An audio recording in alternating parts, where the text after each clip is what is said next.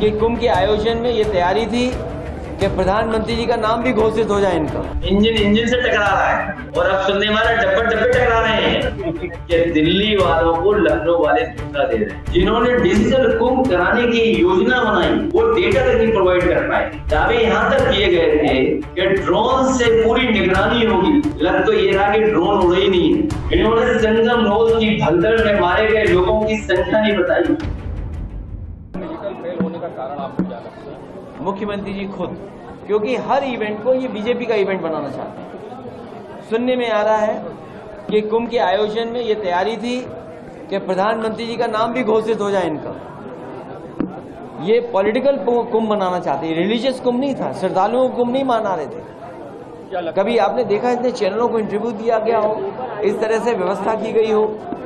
ये पूरा मिसमैनेजमेंट अगर किसी ने किया जिसकी वजह से इतना बड़ा धब्बा लगा है, और आने वाले समय में आप तो बेहतर सच जानते हैं, हम लोग सच जाने न जाने, बहुत सी चीजें हम लोगों तक नहीं पहुंची होंगी, लेकिन आप तो यहाँ के रहने वाले लोग हैं, आपको तो सब सच्चाई है, आपको सबको पता है इस बात। सबसे बड़ी बात तो देखिए, इंजन से टकरा रहा है और अब सुनने वाले डब्बे टकरा रहे हैं।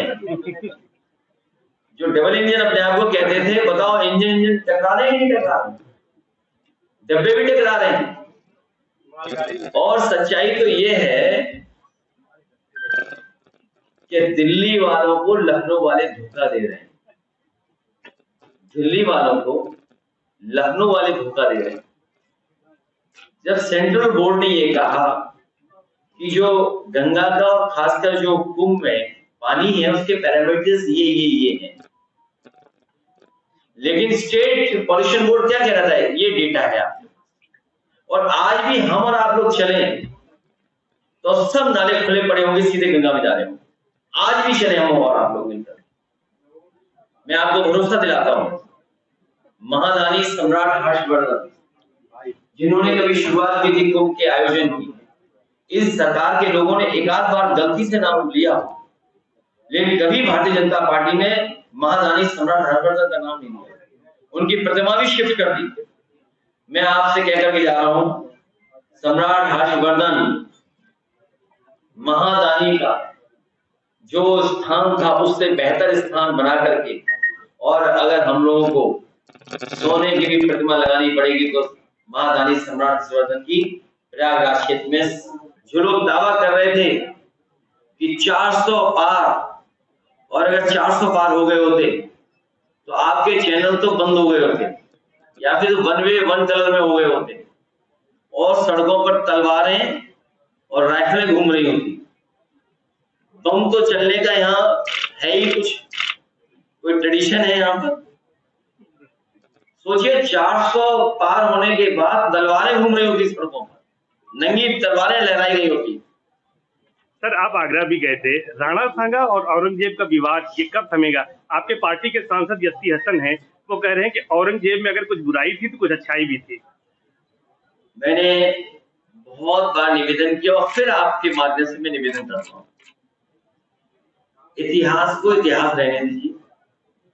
जो इतिहास हमारी प्रोग्रेस को रोकता हो, जो इतिहास हमारे आपके बीच में मनमुटाव पैदा करता हो, एक दूसरे को ऊंचा नीचा दिखाने के लिए ऐसा इतिहास हो, उस इतिहास को इतिहास ही रहना चाहिए, उस पर चर्चा नहीं करनी चाहिए। इन्होंने ये कहा और बड़े बड़े विज्ञापन दिए, ये पहली बार डिजिटल कुंभ होने जा रहा है, और दावा तो ऐसा किया था डिजिटल कुंभ का कि इतना डिजिटल होगा कि अगर कोई भी डेटा मांगा जाएगा तो सरकार कुछ सेकंडों में उपलब्ध करा देगी। जिन्होंने डिजिटल कुंभ कराने की योजना बनाई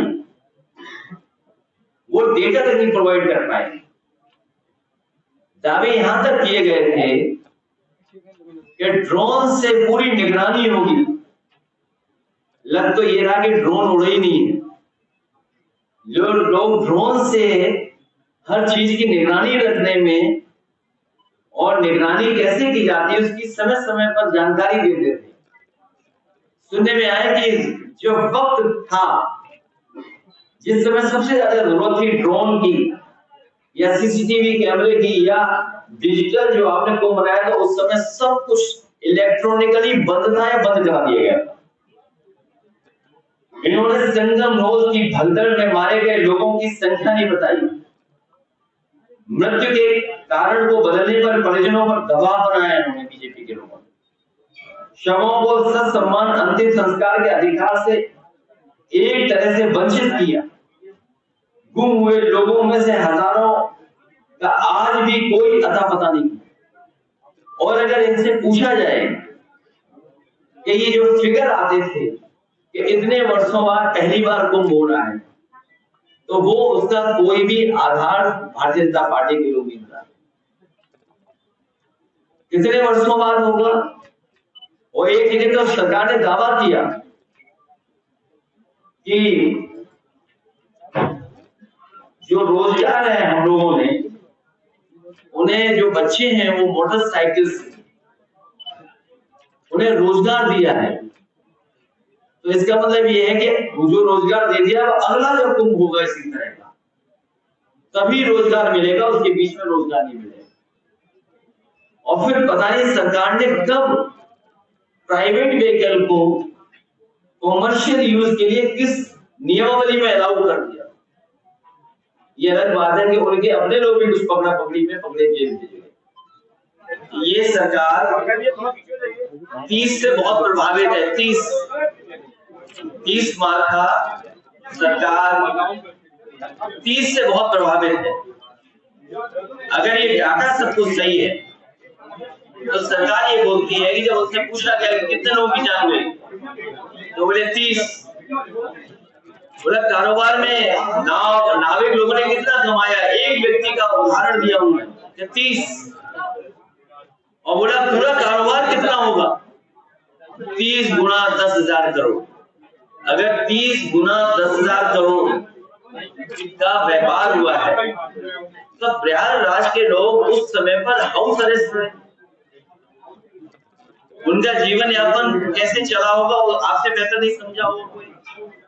जो सरकार ये दावा कर रही है, दो मुख्यमंत्री, कई आईपीएस केवल ट्रैफिक इंतजाम में लग गए और ये तक लग गए खड़े होकर के कि अब आप मत आगे जाइए, पीछे जाइए, लौट जाइए, यहाँ पर स्थान नहीं है, यहाँ पर व्यवस्था नहीं कर सकते। तो अगर इतना सक्सेसफुल था तो सोचिए 2 चीफ मिनिस्टर, 2 स्टेट के चीफ मिनिस्टर ट्रैफिक जाम रुकवा रहे, और कई लोग जो गलती कर गए गूगल मैप की वजह से, डिजिटल मैप की वजह से, जिन्हें लगा कि सफर यहाँ से दूसरी जगह पहुंचने में 4 घंटे 5 घंटे लेंगे, उन्होंने रिस्क ली और यकीन करिए पूरा दिन, पूरी रात, आधा दिन पहुंचे जाकर के दर्शन कर पाए जाते हैं। ये श्रद्धालुओं की अपना श्रद्धा है, ये सरकार का योगदान नहीं है। जो लोग ये दावा करते थे कि $1 ट्रिलियन इकोनॉमी बनाएंगे, दुनिया में हमारी इतनी बड़ी $1 ट्रिलियन इकोनॉमी हो जाएगी, हमारा डंका बच जाएगा, विश्व गुरु हो जाएंगे, उनका इंफ्रास्ट्रक्चर कैसा था? और फिर सवाल यह है कि इंफ्रास्ट्रक्चर के लिए तैयारी क्या की गई, और तैयारी में जो पैसा खर्च किया उसका हिसाब किताब कोई देने को तैयार नहीं है।